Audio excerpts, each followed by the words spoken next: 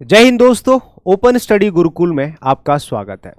SSC की तरफ से 2024 में बैक टू बैक एग्जाम्स आने वाले हैं और 2024 में एसएससी आपको देने वाला है बहुत सारी जॉब अपॉर्चुनिटीज।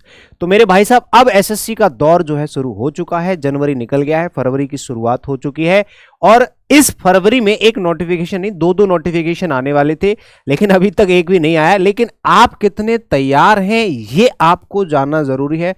और कुछ ऐसी इन्फॉर्मेशन है, देखो इन्फॉर्मेशन जैसा तो कुछ नहीं है, आप लोगों को पता है कैलेंडर आया था बहुत दिन पहले, 2 महीने पहले एसएससी का, ठीक है। तो अब उसकी शुरुआत होने वाली है, तो आपको समय रहते ही सुधरना पड़ेगा, समय रहते ही आपको तैयारी में जुट जाना होगा। ध्यान से सुनना मेरी बात कि 2024 में एसएससी की तरफ से कितनी सारी वैकेंसीज आएंगी, कब कब नोटिफिकेशंस आएंगे, कब कब इनका एग्जाम होगा, आप किस एग्जाम के लिए कब तक तैयार हो पाएंगे, क्योंकि आप किस कैटेगरी में आते हैं ये भी तो डिपेंड करता है कि आप मॉडरेट हैं, कि आप एडवांस स्टूडेंट हैं या आप बेसिक स्टूडेंट हैं। तो देखो, सबसे पहली जो वैकेंसीज आपको मिलेंगी वो मिलेंगी सिलेक्शन पोस्ट की। मैंने इसका एक वीडियो भी बनाया था, ठीक है, चैनल पे जाके देख लेना। तो एसएससी का जो कैलेंडर आया था 2024 और 25 की, मैं यहाँ पे डेट बता रहा हूँ, ठीक है।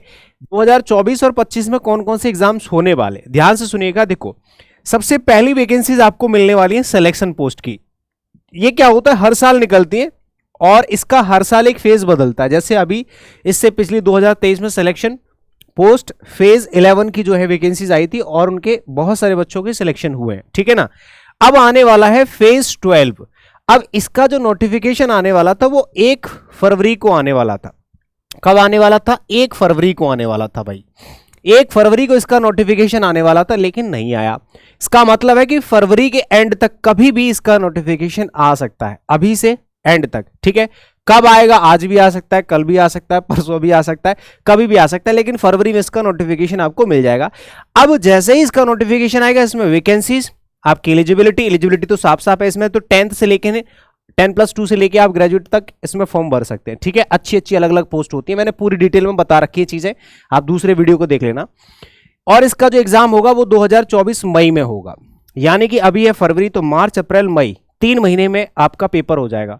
और अभी नोटिफिकेशन आएगा तो आपके पास ज्यादा टाइम नहीं है। 3 महीने से कम अगर किसी भी एग्जाम में टाइम है, समझ लो वो अप्रोप्रिएट नहीं है।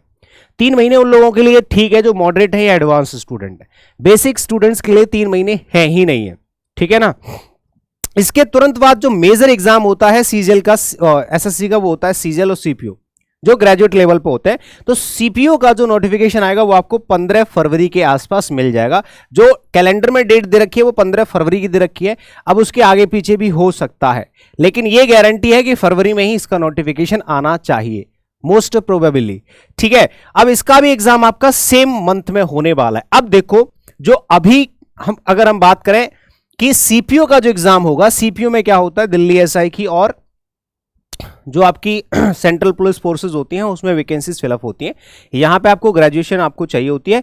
इसकी खास बात मैं आपको बता दूं, 2 पेपर होते हैं और दोनों में जो मेंस पेपर होता है, मेंस में 200 नंबर की आपको इंग्लिश मिलेगी और प्री में 50 नंबर की, मतलब टोटल 250 नंबर की इंग्लिश और बाकी के 75 नंबर के बाकी के सब्जेक्ट होते हैं। इसका मतलब सबसे ज्यादा वेटेज होता है इंग्लिश का।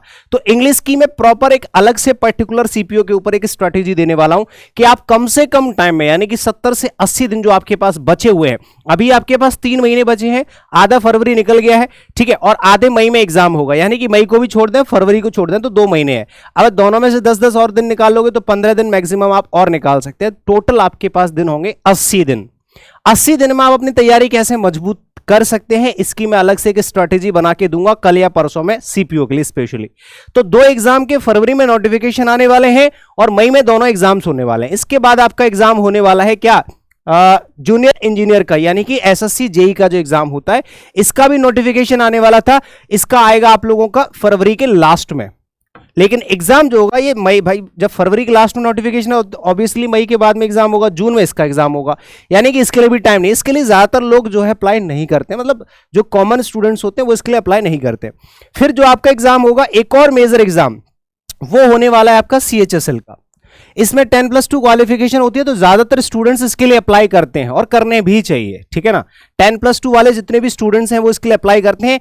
इसका जो नोटिफिकेशन आएगा वो अप्रैल में आएगा, यानी कि फरवरी छोड़ दो, मार्च प्लस अप्रैल। और एग्जाम कब होगा भैया? आपका जून जुलाई में। इसमें आपके लिए बहुत अच्छा टाइम, अभी भी आपके पास लगभग 6 महीने का टाइम मिल जाएगा। फरवरी छोड़ दो, मार्च अप्रैल मई जून जुलाई, लगभग 4 से 5 महीने का टाइम। 4 से 5 महीने का टाइम बहुत ज्यादा टाइम नहीं है, देखा जाए तो बहुत ज्यादा टाइम नहीं है। अगर आप शुरू से शुरू करना चाहो तो ये ज्यादा टाइम नहीं है, अभी से शुरू करना पड़ेगा, वो भी स्पीड अप करते हुए।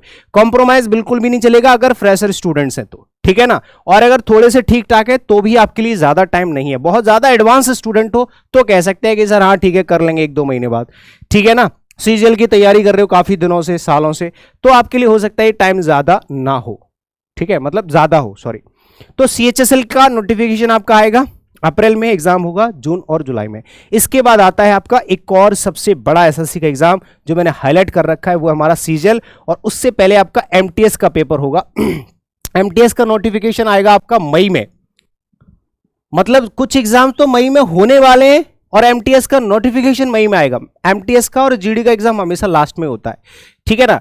तो मई में इसका नोटिफिकेशन आएगा और उसके बाद आपको क्या मिलने वाला है, इसका एग्जाम कब होगा? इसका एग्जाम होगा आपका जुलाई अगस्त में, मतलब इसके लिए आपको 6 से 7 महीने का टाइम या 6 महीने का टाइम मिल जाएगा, ठीक है।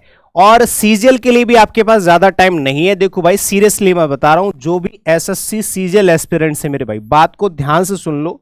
जो हमारा मेजर एग्जाम होता है एसएससी की तरफ से, जो हमारी ड्रीम जॉब होती है जिसके लिए मेजरली तैयारी करते हैं, चाहे आप भले ही 10+2 पास हो, बट फिर भी आपका ड्रीम होता है कि मैं सीजीएल क्रैक करूं।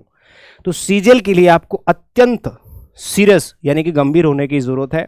अगर आप फ्रेशर स्टूडेंट हैं, आपके पास अभी भी टाइम है, एटलीस्ट आप ट्राई कर सकते हैं। इतने टाइम के लिए तो मैं भी सजेस्ट कर सकता हूं, जबकि आपने कई बार ही देखा होगा, इवन हमेशा ही देखा होगा कि मैं कभी भी 1 साल से पहले कभी स्टूडेंट को तैयार होने के लिए सजेस्ट नहीं करता। लेकिन ऑनलाइन एजुकेशन का जमाना है और बहुत सारे ऐसे प्रतिभाशाली स्टूडेंट्स भी हैं, तो वो कर दिखा सकते हैं, मतलब कर सकते हैं, ठीक है। रिकॉर्डेड क्लासेस आपको मिल जाती हैं, आप चीजों को स्पीड अप कर सकते हैं, है ना। ऑप्शंस ज्यादा हो गए हैं, तो 6 महीने का टाइम भी अगर आपके हिसाब से देखा जाए तो एक अप्रोप्रिएट टाइम होता है। इतना टाइम होता है कि एक शार्प माइंडेड स्टूडेंट या फिर मेहनती स्टूडेंट इतने टाइम में अच्छी परफॉर्मेंस दे सकता है अपने एग्जाम में, अगर शुरू से भी शुरू करना चाहे तो। लेकिन अगर आपने पहले कभी थोड़ी बहुत भी पढ़ाई कर रखी है तो यही उच्च समय है, यही सही समय है, आपको अभी से अपनी पढ़ाई शुरू कर देनी चाहिए। अभी से अगर आप सीजीएल की तैयारी शुरू करते हैं एक प्रॉपर डिसिप्लिन में आके, एक अच्छे तरीके से, तो अब से लेके किसी तरह का कोई कॉम्प्रोमाइज सीजीएल में करना ही नहीं है। इसका जून में नोटिफिकेशन आएगा और सितंबर अक्टूबर में आपका एग्जाम होगा। आराम से आपके पास 6 से 7 महीने का टाइम है। अभी से अगर आप डिसिप्लिन में रह के अच्छे तरीके से गाइडेंस के अंदर अगर आप पढ़ाई करते हो तो गारंटेड तो नहीं, लेकिन इतना है कि आप अपने अच्छे जो है एफर्ट्स डाल सकते हो एग्जाम तक, और अपनी तैयारी में कोई भी कमी नहीं छोड़नी है। आपको ध्यान रखना, कॉम्प्रोमाइज किसी भी तरह का नहीं करना है। ये समय है 6 से 7 महीने का, काफी अच्छा टाइम है अभी आपके पास, ठीक है ना। हाँ जी, तो यहां आपको सीजीएल का जो एग्जाम होगा सितंबर अक्टूबर में, हो सकता है 1 आध मंथ आगे पीछे भी हो जाए, तो आपके लिए सोने पे सुहागा भी हो सकता है, समझ रहे हो। क्योंकि जितना टाइम आपको ज्यादा मिले तैयारी के लिए उतना आपके लिए ज्यादा अच्छा होता है, जितना कम टाइम नहीं। कुछ लोग तो 2 महीने पहले ही आएंगे, तो वो 2 महीने पहले पता है कौन आते हैं? जो 20 लाख की भीड़ होती है ना, वो लोग होते हैं 2 महीने पहले वाले। भाई फेल भी तो होना है किसी को, जनता भी तो चाहिए, समझ रहे हो ना। तो आपको अगर सही समय पे अगर स्टेप लेना है तो वो अभी समय है आपके पास सीजीएल 2024 के लिए, ठीक है ना। उसके फिर बाद में होगा आपका स्टेनोग्राफर एग्जाम, क्योंकि स्टेनोग्राफर की भी डेट लास्ट में ही आती है। तो इसका जो नोटिफिकेशन आएगा वो जून जुलाई के आसपास इसका भी आएगा। इसका अक्टूबर या नवंबर के बीच में पेपर होने वाला है, ठीक है, अक्टूबर नवंबर। और सबसे लास्ट में आपका होगा जीडी। तो ऐसे ही जीडी का आपका आएगा अगस्त में नोटिफिकेशन आएगा, और उसके बाद आपका दिसंबर या जनवरी 2025 में पेपर होने वाला है। तो सबसे लास्ट में आपका एसएससी जीडी, जिसकी 10th पास या 10+2 से जो है आपकी वैकेंसीज आती हैं, तो ये आपका सबसे लास्ट में पेपर होगा। ठीक है। अब इससे आपको ये पता चला कि अभी जो हमारे कॉमन स्टूडेंट्स होते हैं एसएससी एस्पिरेंट्स, वो सीएचएसएल, एमटीएस, सीपीओ और सीजीएल और फेज 12 के भी बहुत सारे बच्चे हैं जो तैयारी कर रहे हैं। बाकी जेई के लिए स्पेशल स्टूडेंट्स होते हैं, ठीक है, और जीडी के लिए अलग स्टूडेंट्स होते हैं क्योंकि इसमें इंग्लिश और हिंदी ऑप्शनल होता है। और इसके अलावा स्टेनोग्राफर के स्पेशल स्टूडेंट्स होते हैं, जबकि इंग्लिश इसमें भी 100 नंबर की आती है, मतलब इसमें मैथ्स के बदले इंग्लिश एक्स्ट्रा डाल देते हैं स्टेनोग्राफर।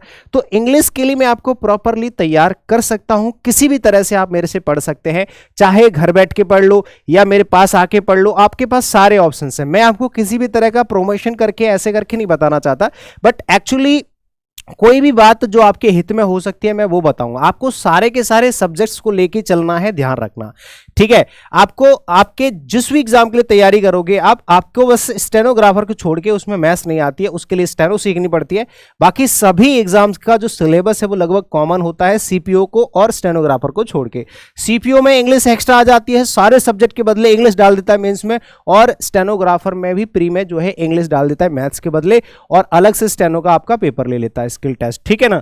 तो आपको प्रॉपर डिसिप्लिन होके सारे सब्जेक्ट की तैयारी आज ही से शुरू करनी चाहिए। अगर आपसे हो पा रही है तो अच्छी बात है, नहीं हो पा रही है तो आप प्रॉपरली किसी का सहारा लो, चाहे आपका कोई बड़ा भाई हो, चाहे कोई आपका मेंटर हो, चाहे कोई आपका टीचर हो, चाहे आपको घर से बाहर जाना पड़े, चाहे आपको लाइब्रेरी ज्वाइन करनी पड़े, चाहे आपको ऑनलाइन क्लासेस लेनी पड़े या पेड मेंटरशिप लेनी पड़े, कुछ भी लेना पड़े, आपको तैयारी डिसिप्लिन में रह के करनी ही पड़ेगी। अगर आपसे नहीं हो पा रहा है, हमें मौका दीजिए। अगर आप घर बैठ के पढ़ना चाहते हैं, ऑनलाइन क्लासेस चलती हैं, एक बार 100, 200, 500 रुपए बहुत बड़ी चीज़ नहीं होती है करियर बनाने के लिए। आप ऑनलाइन कोर्सेज ले सकते हैं। अगर आपसे घर पे पढ़ाई नहीं हो पा रही है, आप गुरुकुल आ जाइए, हम तैयार कर देंगे आपको। 2024 के लिए टारगेटेड बैच स्टार्ट कर रहे हैं हम अपने गुरुकुल में, ठीक है ना। तो ये किसी भी तरह का ऐसा नहीं है कि सिर्फ प्रमोशन है, आपको इस तरह का कुछ डिसिप्लिनरी एक रूटीन तैयार करना पड़ेगा और उसको बहुत अच्छे से स्टेप बाय स्टेप फॉलो करना पड़ेगा ईमानदारी से। भाई एक तरीके से तपस्या होती है। स्टूडेंट लाइफ ऐसी मजे मजे में जॉब मिल जाती तो फिर यार कोई भी ले लेता, समझ रहे हो ना। है 20 लाख में से 20,000, 2,000, 4,000 लोग कैसे निकलते हैं आपको पता है ना। तो उसके लिए मेहनत तो करनी पड़ेगी आपको। इस तरह का अगर रूटीन फॉलो करना है, अगर आपसे हो पा रहा है तो अच्छी बात है, नहीं हो पा रहा है तो फिर मौका दीजिए, या फिर आप घर छोड़ के यहाँ भी आ सकते हैं। अगर आपके पास पैसे का जुगाड़ नहीं है, आप घर बैठ के भी यही रूटीन फॉलो कर सकते हैं। आपके पास सारी की सारी चीजें, मैंने पूरा का पूरा गुरुकुल का जो रूटीन है, सारी की सारी गाइडेंस, सब कुछ मैंने शेयर कर रखा है। डे वाइज भी मैंने 75 डेज और 150 डेज का पूरा प्लान शेयर कर रखा है आप लोगों को, जो गुरुकुल में चलता है। आप वहां से घर बैठ के पढ़ाई कर सकते हैं। लाइब्रेरी ज्वाइन कर लीजिए अगर आपसे घर पे पढ़ाई नहीं हो पा रही, लेकिन करनी तो आपको पड़ेगी भाई, ठीक है ना। हाँ जी। और मोबाइल जितनी ज्यादा आप कम यूज कर सको, मोबाइल जितना कम से कम यूज कर सको आप उतना कम यूज करिए। मोबाइल सबसे ज्यादा टाइम आपका खाता है और दिमाग भी खाता है, ठीक है ना। तो ये एक प्रॉपर डिसिप्लिन है, एक आपका शेड्यूल है, ये आपको अच्छे से फॉलो करना है। ये हमारे गुरुकुल में फॉलो होता है। अगर आप लोगों को भी गुरुकुल ज्वाइन करना है तो अभी नया बैच स्टार्ट भी हो रहा है, स्पेशली हम 2024 के लिए स्टार्ट कर रहे हैं। ये ऐसा नहीं है कि ये सिर्फ प्रमोशन के लिए हमने वीडियो बनाए, नहीं, बिल्कुल भी नहीं। ये मैंने सिर्फ आपको बातें बताई हैं। अगर आपको बातें अच्छी लगती हैं, आप इन सब चीजों को इग्नोर कर सकते हैं, कोई दिक्कत नहीं है। अभी जो है 15 फरवरी से स्टार्ट करेंगे, वैलेंटाइन डे मना के उसके बाद, ठीक है। आप फ्री हो जाओगे सारी चीजों से। 15 फरवरी से नया बैच हम प्रॉपर स्टार्ट करने वाले हैं ऑफलाइन गुरुकुल में, ठीक है ना।